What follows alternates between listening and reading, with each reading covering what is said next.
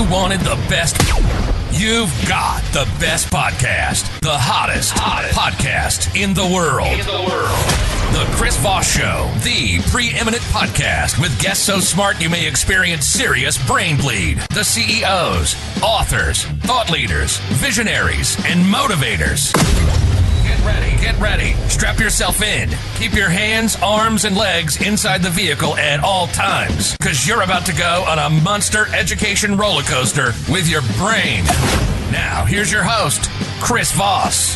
Hi, folks. It's Voss here from thechrisvossshow.com.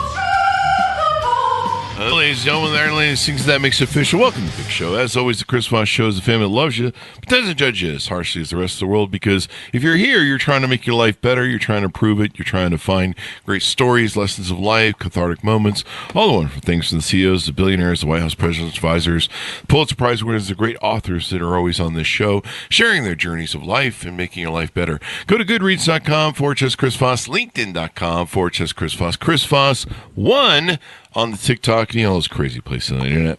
Opinions expressed by guests on the podcast are solely their own and do not necessarily reflect the opinions of the host or the Chris Voss Show. Some guests of the show may be advertising on the podcast, but it is not an endorsement or review of any kind. Today, we have an amazing young lady on the show. We're going to be talking to her about her new book of poetry. It is out February 14th, 2025. It is entitled Unraveled by Kelli Kassoff. We're going to get into some of the what is billed in the book as confronting the hard truths of emotions and intimacy. So not everything is sweet in Candyland, I guess, these days. Kelli is a poet and nonfiction short story writer, known for her bold storytelling, her belief that we are all made of stories. She wants to tell them from the depths of where they've been buried. Her nonfiction work is haunting and visceral. Stories that explore themes of dehumanization, exploitation, love and joy, grief and suffering, or what we call Fridays around here. Kelli's work has been featured in several literary magazines, journals, and discussed on podcasts. She lives in Houston, Texas with her husband and children. Welcome to the show, Kelli. How are you? I'm so good. Thank you for having me today, Chris. Thank you for coming. We certainly appreciate it. Give us your .coms, wherever we want people to find you on the interwebs. Sure. Website is kellikassoff.com and Instagram is author.kellikassoff.com. So, Kelli, welcome to the show. Give us a 30,000 overview. What's in your new book? Oh, man. It's the rise and fall and rise again of relationships. Yeah. So it's an emotional journey for sure. How many poems are in it? You're a poet. There's short stories. Correct. Pass the book out for us, if you would. So my writing is a very different style. It's more free-form poetry. It's prose, so it's long form. It's not rhymey and sing-songy. There's 16 chapters. I call them stories, and each has its own plot structure and its own story, but if you smush them all together, they make one big story. So it's kind of like a little novel, but in a very emotional, short-form way. So this is your first book. Congratulations on that. Thank you so much, debut book. Yeah, debut book. Yeah. So it sounds like there's more coming down the point. You've got more stories to tell. There is. I'm super excited. I'm working on my second book, and I haven't released the title of it yet, but I will love to share that on your show. This title for the second book is called I Spy a Water Tower, which is very personal. It was a game that my grandfather and I used to play on road trips to keep me entertained as a child. Yeah, book 2 is going to be more of a novella style book. It's a chunkier, fatter book with stories not only from my life, but from other people who have given me permission to write about some of their stories and their lives. I love what you had said in the bio, and it's on Amazon under the details and stuff like that, where you talk about how we're all made of stories. I want to tell them from the depths of where they've been buried. We often talk about that on the show. I mean, I think of myself as a griot, a collector of stories. We've had over 2,300 guests on this show, and we collect their stories. There might be some overlap with some double guests there. I've had some of the Tom Clancy people on 5 or 10 times or something. Yeah. So don't write me on you two people. But I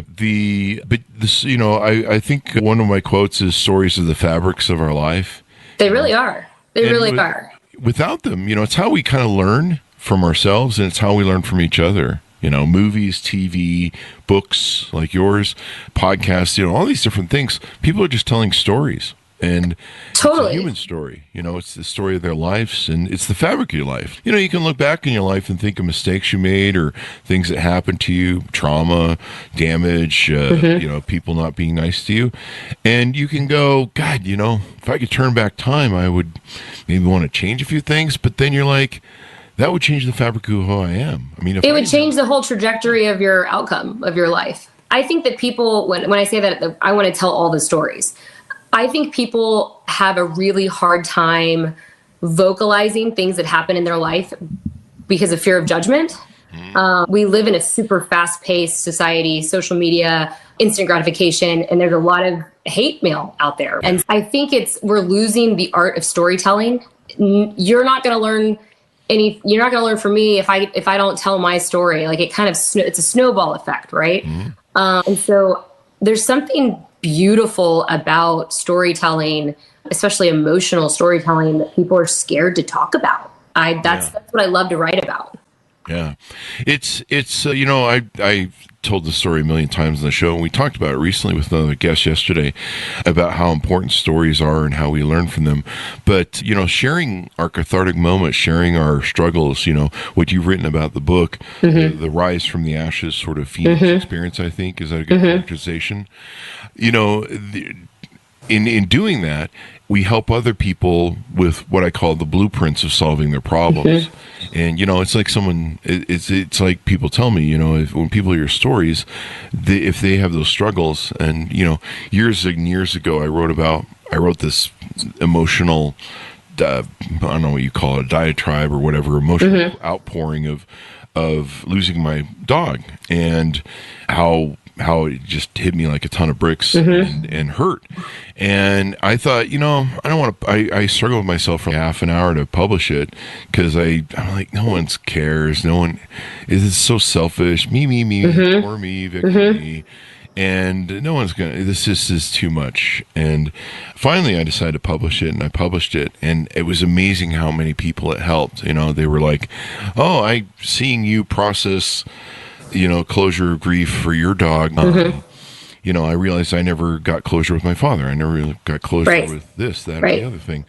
And life is just a collection of stories. It is. And it's interesting when I started this whole publishing journey with Unraveled, I got called a lot of names. Like the names that you were kind of self-describing, self-indulgent, delusional, attention-seeking, like all of these things that people label you as you're trying to tell us, tell your story and the healing journey that you were on. But then on the flip side of that, which is so beautiful, is that I have received so many like DMs on my Instagram or through my website, people saying, you've really helped me recognize XYZ, or I'm in the same situation that you seemed to have been in, and you're giving me hope right now that there's another side to it. Yeah, I mean, I think that the art of storytelling is what it's ancient, right? That's how we started as a human species, is telling stories. So I think that it's something that we need to continue to do and not be scared to do it.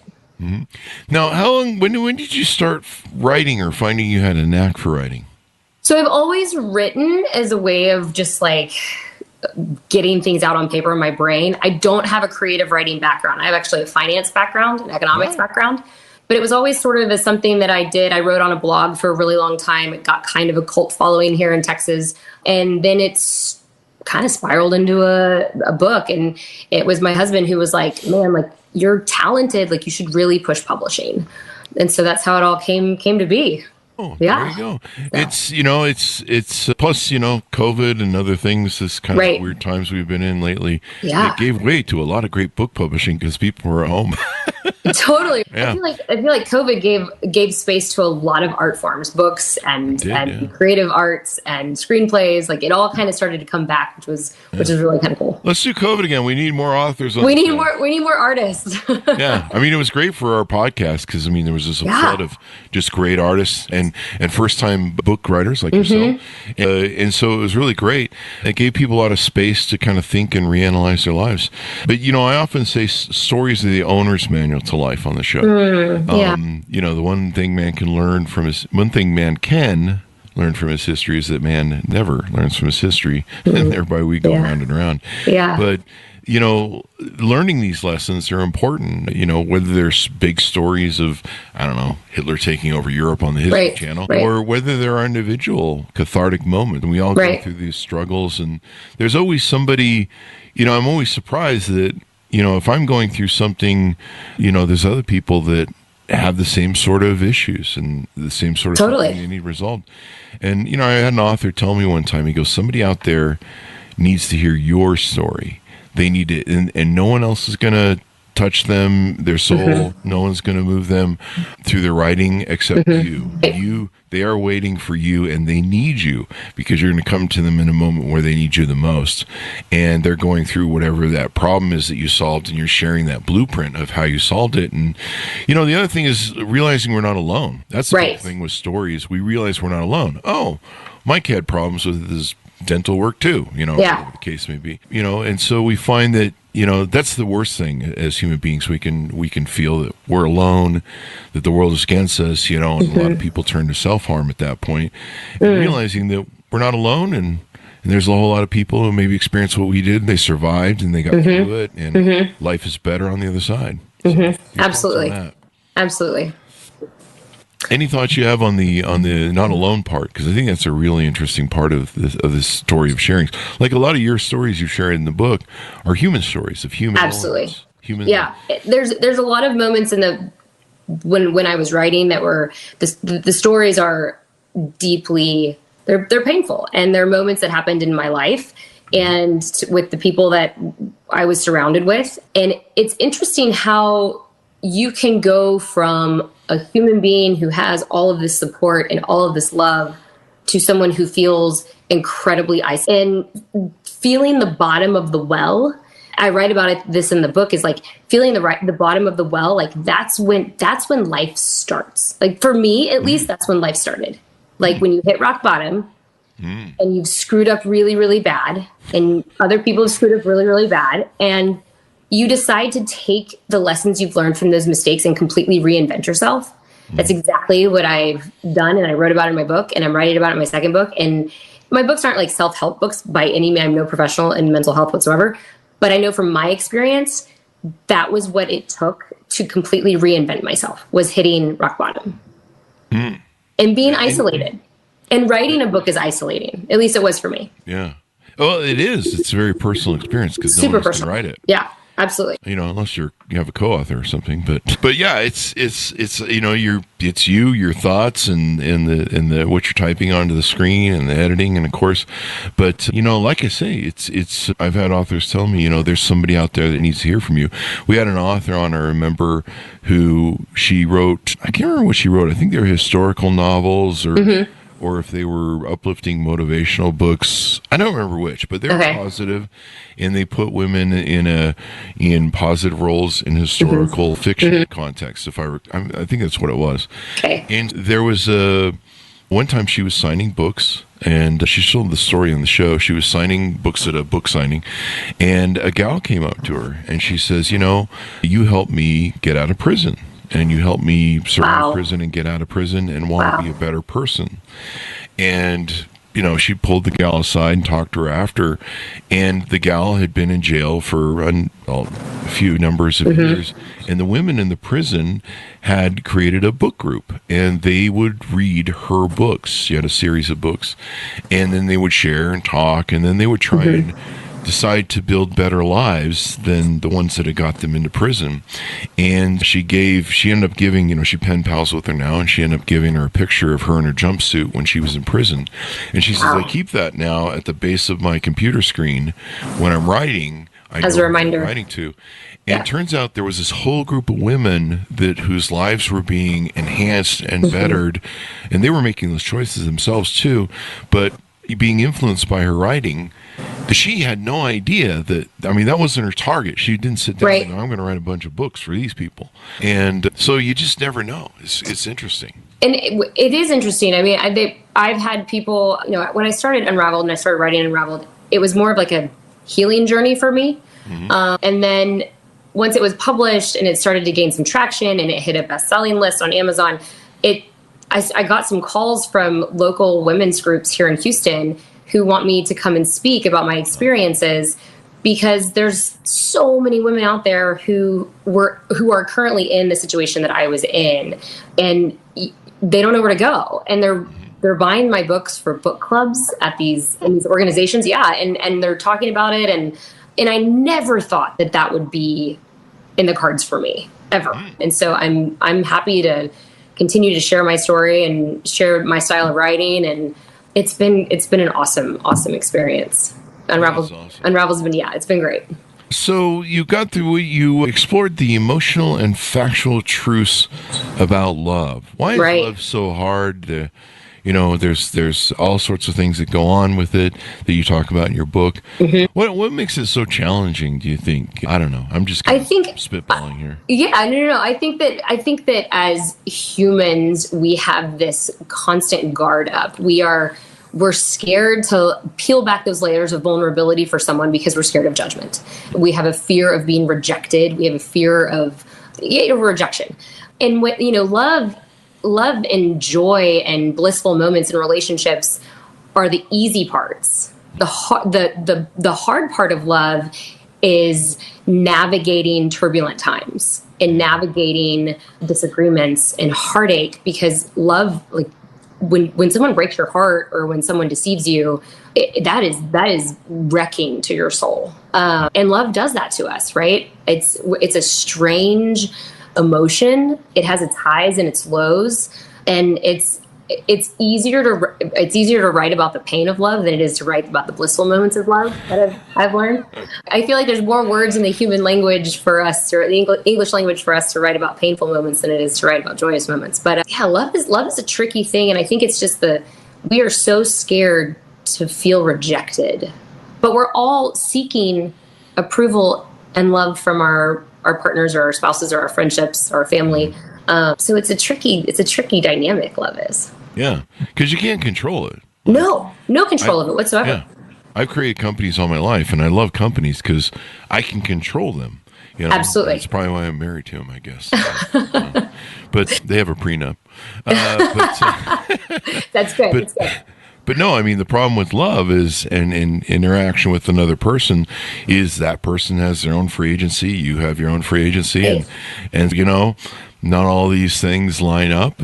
I've met wonderful people in dating all my life, and sometimes you just, you don't match up. Sometimes you match up for a while, and you find and then you grow as a person, and your interests change, and your love it's so fascinating to me, because you can meet 100 people in a day or 50 people in a day, and there's no attraction, there's no love, there's no connection whatsoever. It's just, you're just meeting other people, and then you have this one that you meet, and it's like it changes your neurological pathways. Yeah. I call them lightning strikes. I've had a few lightning strikes in my life where you just meet this person, and for some reason you're just enamored, attached to them.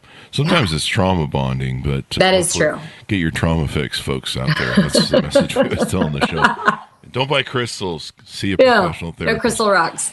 Yeah, see a professional therapist. If you collect crystals, that's fine, but when you start worshiping them and think they're going to solve your dad wasn't in your life, it's not going to work. So I'm just saying, because I love you, and I want you guys to, out there in the audience, we talk about this a lot of the show. Don't buy crystals. Get professional help. Yeah. Yes. Seek professionals. People are like, I took ayahuasca and everything's fine now. No, it's not. You may think it is, but you're just high. Yeah. Anyway, is the future book that you're going to put out, is that more short stories, poems? Yeah, it's more short stories. So each chapter will have a true nonfiction short story form, and then in between each chapter is a little bit of poetry that I've sprinkled in for edification. And you can't have a Kassoff book without some poetry in there.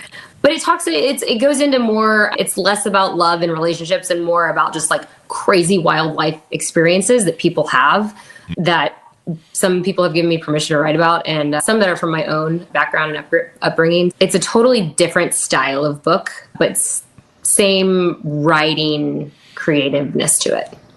Maybe your next book should be, I survived that shit and I can't believe it. Right. Here's the story. Yes. Here is the story. Here's the truth, damn it. I can't believe I'm still alive. I think we could all write a book like that, I know. Yeah. It's funny. Some of the things that we talk about, some of my friends and I, how we survived our early 20s. How are we alive? And we're all parents now. We're like, oh my gosh, what are we doing here? So some of those stories are going to be in the second book. That's for sure. It'll make for some wild and crazy. Yeah, and it's interesting, I always talk on the show about how every guest on here, I know a couple things. I've been through some stuff, and I read a book once. I flunked second grade as a callback joke on the show. But basically, I learned so much from guests, and sometimes they come and they tell, a lot of times they're telling me something I already know. Yeah. But a lot of times they bring a different paradigm, so they look at it from a different angle. And I'll think, God, wow, I knew about that, and I'd seen it from a few different angles, but I never have thought about it in that way. And then I come away with, wow, okay, that gives me a new perspective on, and sometimes they open my eyes to something that I was like, wow, I really should spend more time thinking about whatever that thing is. I think a lot of people close their minds off. They're like, well, I know everything, so I don't need to talk. There's a lot of herd mentality, I feel like, that goes on in our society these days, like with all these trends and now with social media. I grew up in a time before there was like internet. It's like I remember when AOL came out, and I was like super excited to have the AIM chat. But it's different now. We live in such a different world where there is just so much trend consumption. Could go on and on and on about this, but it's kind of baffling to me that there's less uniqueness in people these days, at least that I'm experiencing, that I wish there was more. And this goes back to the whole storytelling thing. Like, I wish that people would tell more stories, because there's so much authenticity in everyone's life experience. We need to bring that back. Create a new movement and bring back the authenticity. Yeah. You bring up a good point that I haven't considered. See, here's an example of you changing my paradigm. But, a lot of people, there's so many stories. I mean, we joke about how the Chris Voss show is an algorithm of everything. I was trying to explain to a friend yesterday what the Chris Voss show is, and he's like, who's on it? It's like everybody. And, we everything from romance novels to poetry books and stories like yourself to, governors we've had on the show, congressmen, politics, history. There's hundreds of history books, hundreds of romance novel books. So we joke that we're the Netflix of podcasting, because you can go binge whatever you want on the show. Totally. From our numbers, people just binge everything. Yeah. They consume 96% of every show. And I think the 4% is they cut out at the end, because they're like, Chris is wrapping the show next. But I don't know why it's 96. It's kind of funny. That's a crazy number. It's good stuff. Yeah. But, hey, I'd rather have 96 than nothing. So one of the things one of the things you mentioned is there's so much stories out there that you don't have to even talk about your own. You don't have to think about your own. You don't have to share your own. And you're right. I remember before TV, you and I grew up before the internet. Yeah. And before that, you would do, and this is even before like TV and before radio, families would sit and they would tell each other stories. They would get up and perform, or they'd talk, and they would each take turns doing that to entertain each other. That was how we did things before radio and TV and all that stuff. And so there needs to be more of that. I think when you assess your condition or your arrival in life or your stories like you have in your book, and you have to there's some sort of self-accountability and self-actualization that has to take place there. Oh, absolutely. Self-reflection, self-introspection, right? Yeah, absolutely. And to go along with this whole trend thing, I think that as a society, we're really starting to lose the ability to be introspective, which is such a shame, because there's so much that can come from that. Yeah. And if more people would share the stories, I think it would be more interesting. I mean, it really is. I joked about how I call myself the griot of storytelling. Yeah. I don't know that I'm King Griot, but I'm up there. And I love stories. I mean, I'll talk to people on planes. I'll talk to people wherever. And I'm curious about the journeys of life. How did you get here? What were the choices you made? Why did you make those choices? What was your influence? And it gives you the fabric of human nature. It gives you the fabric of the patterns of our lives, the stories. And it used to be in Africa, they had these things called griots. And what the griots would do is since they didn't have a way to, write stuff down and store stuff, and it probably didn't store well in the rainforest, paper writing. Hey, what happened to the thing? Oh, the rain got it.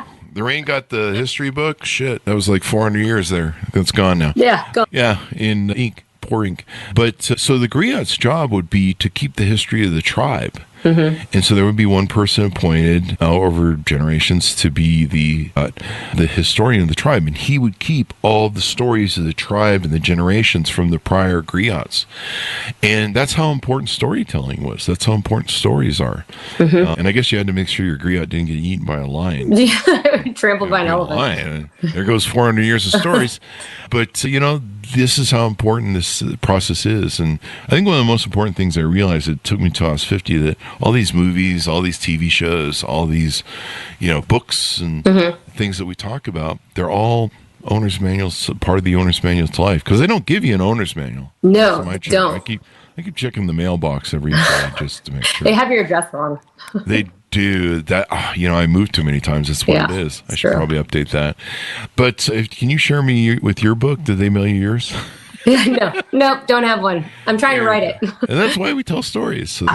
So final thoughts as we go out, pitch people on where they can pick up the book, where they can follow up with you to stay in touch for future book releases. Yeah, absolutely. You can buy it on Amazon, Barnes & Noble, Target, Walmart. You can follow me on Instagram at author.Kelli Kassoff, and my website has all that, kellikassoff.com. There you go. Well, thank you very much for coming on the show, Kelli. We really appreciate it. Thank you so much, Chris. I appreciate you.